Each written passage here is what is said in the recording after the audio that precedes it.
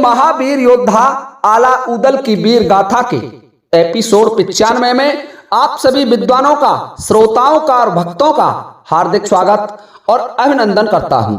आइए श्रोताओं, आपका ध्यान उसी प्रसंग से जोड़ रहा हूं जहां वीर मलखान दिल्ली के राजकुमार पारथ को बंदी बना करके उसी के सेला में बांध करके टीका के सामान को लेकर के आगे बढ़ जाते हैं। वीर मलखान जब आगे बढ़े तो आगरे पहुंच जाते हैं। आगरा में भी वीर मलखान को साफ इनकार मिल जाता है। जो बड़े बड़े नामी राजा थे उस समय के, बामनगढ़ बताते उस समय संपूर्ण भारतवर्ष में बामनगढ़ थे, जहां बामन राजा जो अपने आप में एक तरीके के सम्राट थे। बामनगढ़ों में वीर मलखान उस सिक्के को लेकर के चले जाते हैं, लेकिन कहीं भी किसी भी राजा ने सिक्के को नहीं ओटा। जो राजा सिक्के की शर्तों को पढ़ता, सिक्के को वापस लौटा देता। और फिर आला उदल की वीरता का परचम उस समय संपूर्ण भारतवर्ष में लहरा रहा था। ऐसे वीर जिनका बल हाथियों के समान था, उनकी शक्ति के सामने बड़े से बड़े वीर योद्धा धाराशायी हो गए। वीरता की एक मिसाल कायम की थी उन योद्धाओं ने। ऐसे वीरों के टीका को लेकर कौन भला मौत को निमंत्रण देगा। जब घूमते घूमते वीर मलखान और रूपन बारी दोनों परेशान हो गए। किसी राजा ने टीका नहीं लिया। टीका लेने से प्रत्येक राजा ने, जिस राजा के दरबार में गए उसी राजा ने साफ इनकार कर दिया। कौन आला उदल जैसे वीर योद्धाओं से युद्ध कर सकता था। बड़ी भयानक स्थिति और बड़ी खतरनाक स्थिति उनके सामने आ गई। दोनों वीर मन में विचार करने लगे। मलखान रूपन बारी से कहने लगा कि रूपन, यदि चंद्रावली का टीका हम किसी राजा पर नहीं चढ़ा पाए तो फिर महोबा कैसे जाएंगे और महाराज परमाल से क्या कहेंगे। इसमें तो फिर महाराज की हंसी हो जाएगी। महोबा की बेइज्जती हो जाएगी। ये सोच करके रूपन बारी कहने लगे कि मलखान, एक स्थान शेष बचा है, वहां बड़े प्रतापी राजा राज्य करते हैं। देखिए श्रोताओं, उस समय संपूर्ण भारतवर्ष में बामनगढ़ थे और बामनगढ़ों पर प्रतापी राजा राज्य किया करते थे, जो सम्राट जैसी उपाधि होती थी उनके पास। और फिर छोटे मोटे अन्य राज्य भी उनके अंदर होते थे। तो सबसे प्रतापी गढ़ था उस समय का बौरीगढ़। बादों नाम था उसका। बादोगढ़ पर वीर शाह नामक बड़े प्रतापी नरेश राज्य किया करते थे। रूपन बारी कहने लगे मलखान से कि हमें बौरीगढ़ की तरफ चलना चाहिए और हो सकता है बौरीगढ़ के राजा हमारा ये टीका अपने पुत्र इंद्रसेन पर चढ़वा लें, क्योंकि बौरीगढ़ के महाराज के एक बड़ा प्रतापी वीर योद्धा पुत्र जिसका नाम इंद्रसेन है और एक 20 वर्षीय राजकुमार है। ये सोच करके मलखान कहने लगे, बात तो ठीक कहता है, चल। दोनों ये सोच करके बौरीगढ़ की तरफ अपना रुख कर लेते हैं और 7 रोज का सफर करने के बाद बौरीगढ़ पहुंच जाते हैं। बौरीगढ़ के दरवाजे पर जब वीर मलखान अपने संपूर्ण टीका का जो सामान था, जो भार कसों में सामान भरा हुआ था, उस सामान के साथ पहुंचे और वहां के द्वारपाल से कहने लगे कि द्वारपाल, जाओ अपने महाराज को जाकर के सूचना दो कि महोबा के प्रधान सेनापति वीर मलखान आपसे मिलना चाहते हैं। जब द्वारपाल ने यह सुना तो द्वारपाल वहां से अपने महाराज वीर शाह के दरबार के लिए चल देते हैं। और जब वीर शाह के दरबार में आए तो वीर शाह से कहा कि राजन, दरवाजे पर महोबा के सेनापति मलखान आए हुए हैं और आपसे मिलने की अनुमति चाहते हैं। राजा कहने लगे, उन्हें सम्मान सहित लिवा लाओ, चले जाओ। देखिए श्रोताओं, द्वारपाल दरवाजे पर आते हैं और मलखान को कहते हैं कि राजा ने भी आपको सम्मान सहित दरबार में बुलाया है। मलखान द्वारपाल के साथ सम्मान सहित महाराज वीरसेन के दरबार में पहुंच जाते हैं। वीरसेन का दरबार लगा हुआ था, बड़ा भव्य दरबार जिसका वर्णन करना संभव नहीं था। बड़े बड़े वीर योद्धा, सामंत, धवल, सूरमा विराजमान थे। एक एक से बढ़ बढ़ करके योद्धा उस दरबार में बैठे हुए थे। उसे देख करके मलखान एकदम चकरा जाते हैं। रूपन बारी से कहने लगे, रूपन देखने में तो राजा बड़े प्रतापी लगते हैं।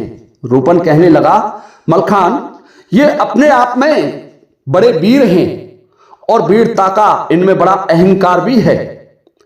मलखान दरबार में बैठ जाते हैं और जो पत्रिका थी विवाह की, चंद्रावल के विवाह की, वह पत्रिका महाराज के सामने प्रस्तुत कर दी।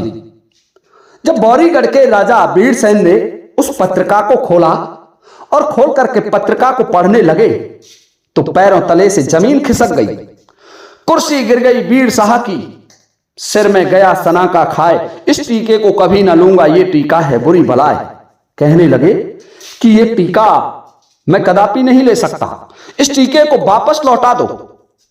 जिस टीके में मलखान, उदल, आला, ब्रह्माजीत जैसे वीर योद्धाओं से युद्ध करने का निमंत्रण हो, उस टीके को भला कौन चढ़वाएगा।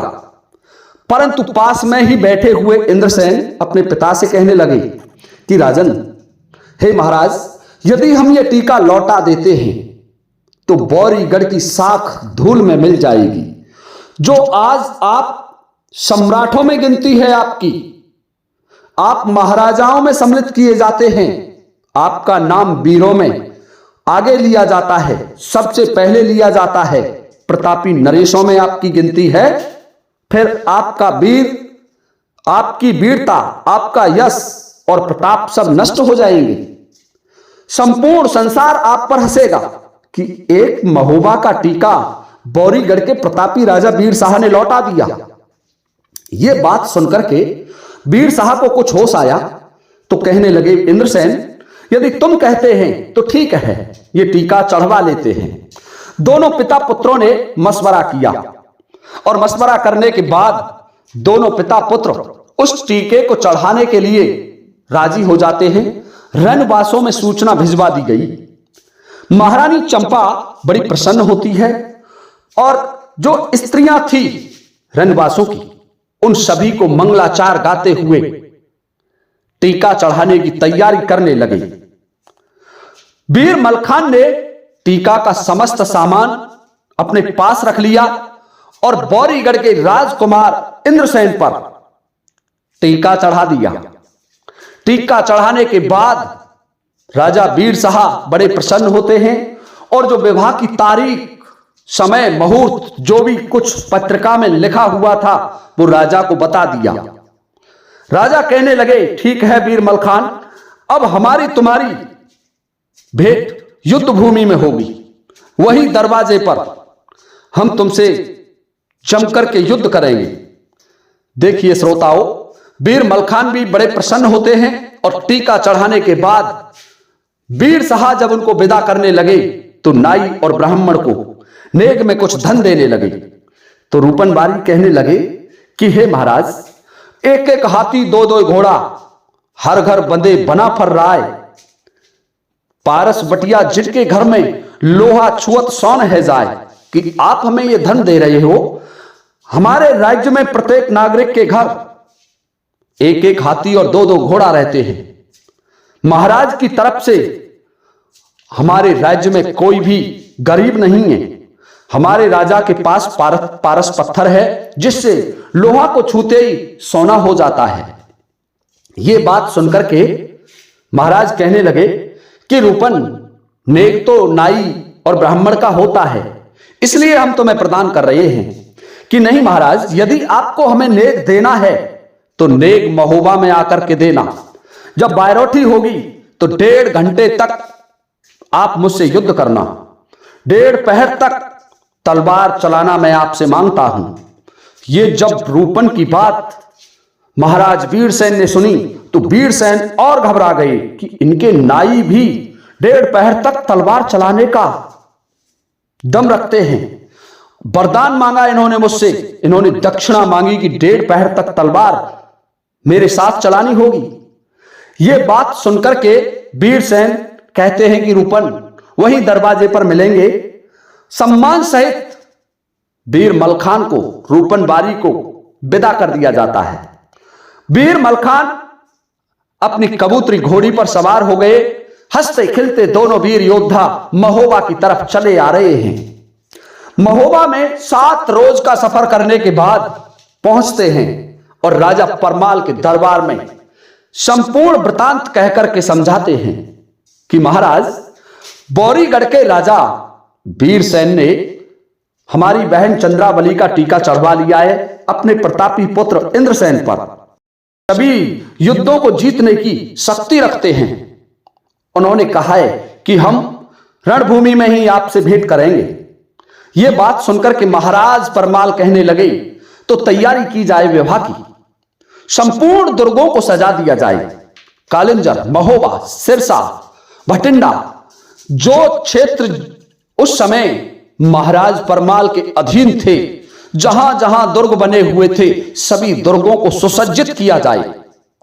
सेना में भर्ती बढ़ा दी जाए और जितनी भी रिश्तेदारियां हैं उनमें निमंत्रण भिजवाए जाएं। समस्त रिश्तेदारियों में निमंत्रण भेजने के लिए पत्रवाहक तैयार किए गए। जहां जहां महोबा की रिश्तेदारियां थी, सभी जगह निमंत्रण भेज दिए गए। नैनागढ़, जहां वीर आला की ससुराल थी, वहां से जोगा 50,000 की फौज लेकर के चल देता है।